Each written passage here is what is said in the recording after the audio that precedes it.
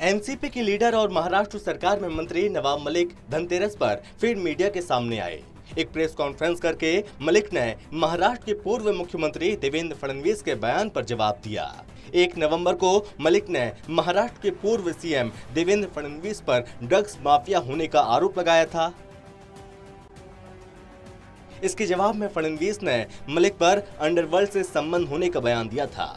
इस पर मलिक ने मंगलवार को कहा, देवेंद्र जी ने कहा, मैं दिवाली के बाद बम फोड़ूंगा। आपको प्रतीक्षा करने की आवश्यकता नहीं है। कहा जाता था कि नवाब मलिक के अंडरवर्ल्ड कनेक्शन है। मैंने अपनी जिंदगी के 62 साल इसी शहर में गुजारे हैं। किसी पर उंगली उठाने और कहने की हिम्मत नहीं है कि मेरे अंडरवर्ल्ड से संबंध है। देवेंद्र जी ने ये कहा कि मैं दिवाली के बाद बम फोड़ूंगा। आपको इंतजार करने की जरूरत नहीं है। कहा गया कि नवाब मलिक के अंडरवर्ल्ड कनेक्शन है। 62 साल का जीवन इसी मुंबई शहर में बीता। किसी माई के लाल में हिम्मत नहीं कि नवाब मलिक किसी अंडरवर्ल्ड से जुड़ा हुआ है, ये कभी उंगली भी उठाकर मेरे तरफ दिखा सके। ये कहना कि जिनके अपने घर शीशे के हों औरों पे पत्थर नहीं मारते। मेरे पास कोई शीशे का घर नहीं, ना मेरे पास कोई शीश महल है। कल देवेंद्र फडणवीस ने कहा था कि नवाब मलिक के दामाद के घर से गांजा बरामद हुआ। नवाब मलिक के दामाद के घर से कोई भी आपत्तिजनक वस्तु बरामद नहीं हुई, उसका पंचनामा है। मलिक ने कहा कि देवेंद्र फडणवीस के सीएम रहते 4 सीजन होटल में 15 करोड़ की पार्टीज की गईं। इस होटल में एक टेबल की कीमत 15 लाख रुपए होती थी। मलिक ने पूछा, इन पार्टीज के आयोजक कौन थे? इसकी जानकारी क्या इनको नहीं थी या इनका पुलिस तंत्र कमजोर था? मलिक ने कहा कि वे फिर से कहेंगे कि समीर वानखेड़े देवेंद्र फडणवीस के करीबी हैं। मैं देवेंद्र जी आपसे पूछना चाहता हूं कि आपके कार्यकाल में इस शहर में मुख्यमंत्री को ब्रीफिंग होती है कि शहर में पॉलिटिकल लोग क्या कर रहे हैं, शहर में क्या क्या चल रहा है। मैं पूछना चाहता हूं, 4 सीजन होटल में लगातार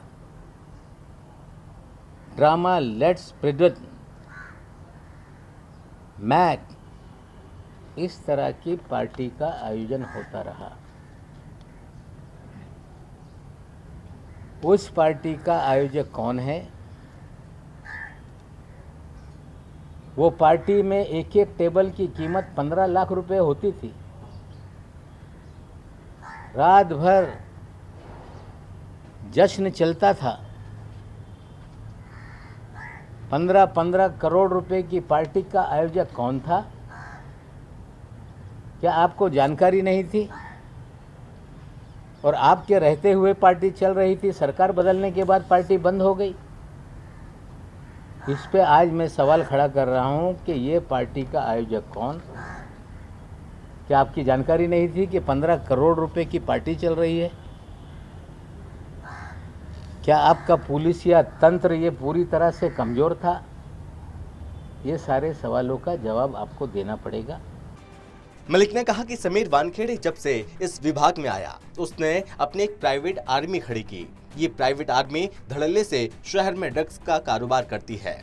छोटे छोटे मामले उजागर होते हैं तो लोगों को फंसाया जाता है। वानखेड़े के जरिए हजारों करोड़ रुपए की उगाही हुई। और मलिक ने कहा कि समीर वानखेड़े की एक पैंट 1 लाख रुपए की होती है। वे 10 करोड़ रुपए के कपड़े पहनते हैं, 70,000 रुपए की शर्ट और 50 लाख रुपए की घड़ी पहनते हैं।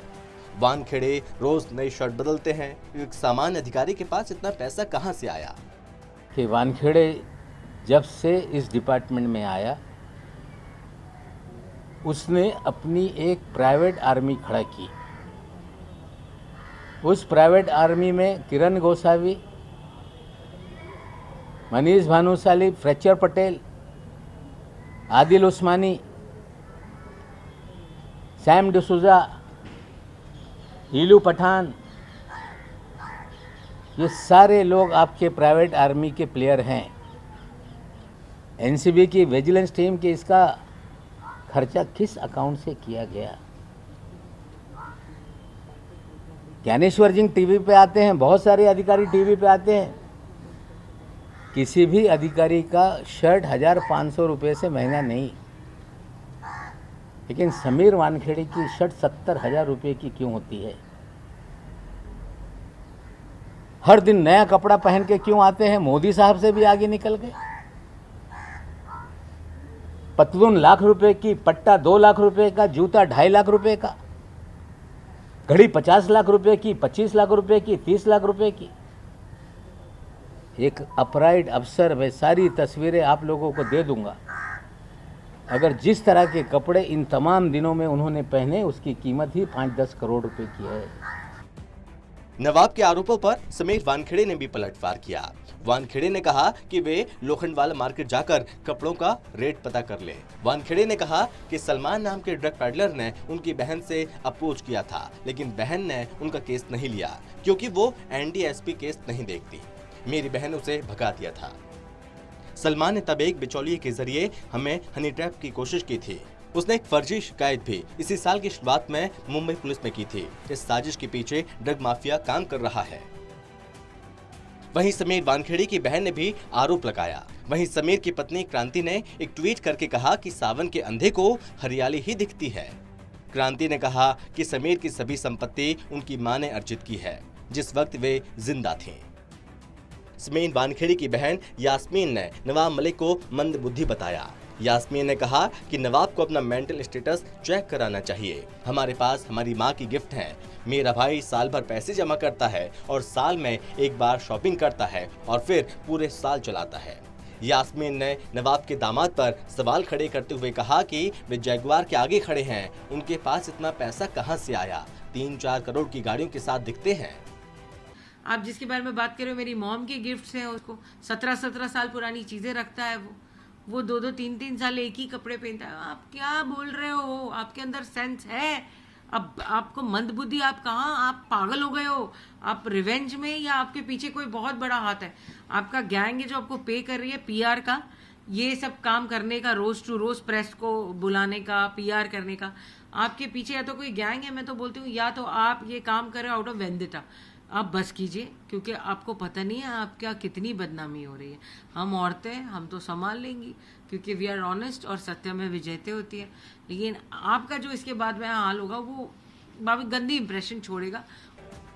आपको बता दें कि नवाब मलिक आर्यन खान ड्रग केस में लगातार नारकोटिक्स कंट्रोल ब्यूरो यानी कि एनसीबी के खिलाफ बयानबाजी करते आ रहे हैं।